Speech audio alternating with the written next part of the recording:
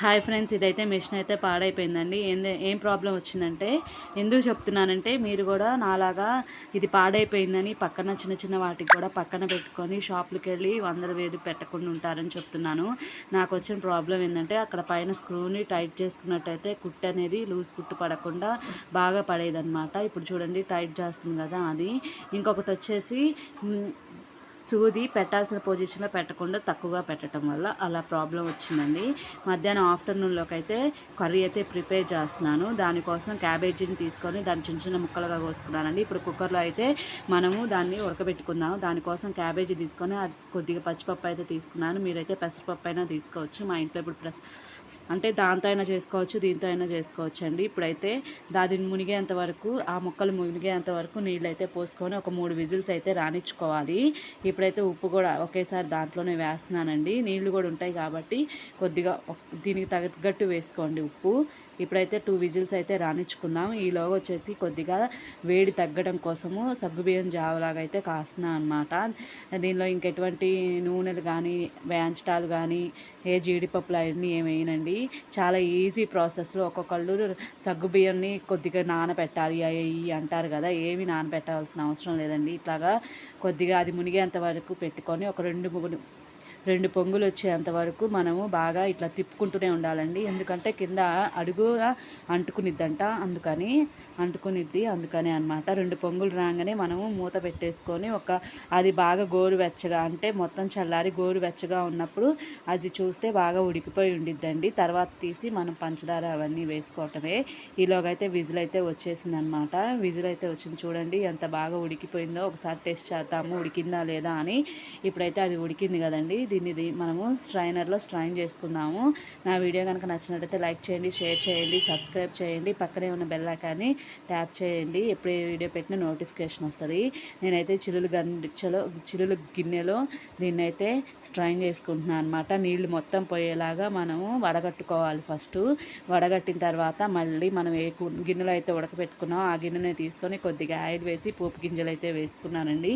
మీ దగ్గర కరివేపాకు ఉంటే కరివేపాకు కూడా వేసుకోవచ్చు. పోపు కొద్దిగా ఫ్రై అయిన తర్వాత దీంట్లోకి మనము 2 గడ్డలు ఎల్లిపాయలు అయితే వేసుకొని బాగా గోల్డెన్ కలర్లోకి వచ్చేంత వరకు మనం ఫ్రై చేసుకోవాలండి. ఇక్కడ వీడియోలో మీకు మాత్రం వైట్గానే కనబడతాయి అన్నమాట. మరీ మాడిస్తే ఎల్లిపాయ అనేది గట్టిగాను సాగిపోయినట్టు అనిపించిద్దండి.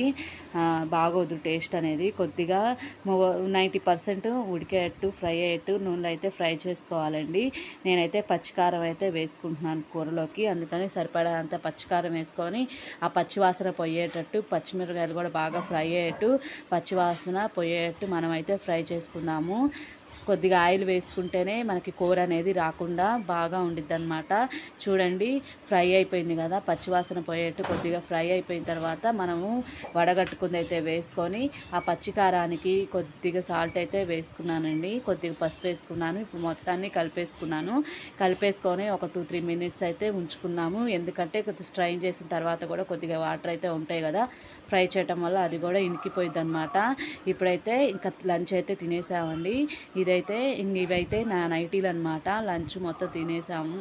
ఈ నైటీలు నేనైతే 2 నైటీలు అయితే తీసుకున్నానండి. నైటీలా అని అందరూ పెద్ద ఘోరంగా 2 నైటీలు అయితే తీసుకున్నానండి. నైటీలా అని మళ్ళీ మీరు ఆశ్చర్యపోమాకండి. ఇప్పుడు చాలామంది లేడీస్కి మనం ప్రెగ్నెంట్గా ఉన్నప్పుడు ఇవన్నీ అలవాటు అవుతుందన్నమాట. చీరలు అవన్నీ కట్టుకొని ఇప్పుడున్న జనం మెయింటైన్ చేయలేకపోతున్నారు. అప్పుడైతే అలవాటైంది కదండి. ఇప్పుడైతే కంటిన్యూ చేస్తున్నాము. ఇదే పిల్లలతోటి ఇంట్లో వర్క్ తోటి ఎండాకాలం ఇవే ప్రశాంతంగా ఉంటున్నాయి అనిపిస్తుంది. అంటే డే మొత్తం అయితే ఈ నైటీల మీద అయితే ఉండమండి. నైట్ మాత్రమే వేసుకుంటాం. నైటీ కాబట్టి నైటే వేసుకుంటాము, ఏం అనుకోకూడదు. ఇప్పుడైతే వీటికి పై కుట్లు వేసుకొని కొద్దిగా నా సైజుకి తగ్గట్టు మనం కింద కూడా మడతేసుకొని కుట్టుకోవాలి. ఇది బయట ఇస్తే 35 రూపాయలు ఒక్కో దానికి ఛార్జ్ చేస్తారండి. ఈ విధంగా కూడా మనం బిజినెస్ ఎటువంటి కుట్లు రాకపోయినా కానీ మనం ఈ విధంగా కూడా పై కుట్లు వేసిన డ్రెస్సులు ఆల్టర్నేషన్ చేసినా కానీ మనకి డబ్బులు అయితే వస్తాయన్నమాట. అది మనం నీట్గా ఈ పనైనా వేస్తే కుట్లను బట్టి డబ్బులు తీసుకుంటారండి. ఇన్ని కుట్ల కిందని చెప్పాను కదండి. 2 పొంగులు రానిచ్చి మూత పెట్టి గోరువెచ్చగా అయినప్పుడు మనం తీస్తే బాగా కుక్ అయిపోయిద్దండి 90%. ఇప్పుడైతే దీంట్లోకి కొద్దిగా వాటర్ అయితే పోసుకొని పొయ్యి అయితే వెలిగించుకోవాలి. ఆ వంతనే వెలిగిస్తే ఇది గట్టిగా అయిపోయి ఉంటుంది కదండి, మాడిపోయే ఛాన్సెస్ ఉంటాయి. కొద్దిగా వాటర్ పోసుకొని పొయ్యి అయితే వెలిగించుకొని మొత్తం కలిపేసుకోవాలండి. దీనికి తగ్గట్టు కొద్దిగా పంచదార అయితే తీసుకోవచ్చు. నేనైతే 1 కప్పున్నర అయితే పంచదార అయితే తీసుకున్నానండి. మీకు ఎక్కువ కావాలన్నా కానీ తీసుకోవచ్చు. నేను పంచదార ఎందుకు వేస్తున్నాను అంటే వేడైతే తగ్గాలి కాబట్టి ఇట్లా అయినే మనము వేసుకుంటే తగ్గిద్ది అనమాట. ఇప్పుడు చాలామంది ఈ ఎండలకి బాగా వేడి చేసి ఉంటుంది కదండి, దానికోసం అనమాట. ఇప్పుడైతే మనకు కనబడే ఆ తెల్లది కూడా తగ్గిపోయింది. మేము పాలు కూడా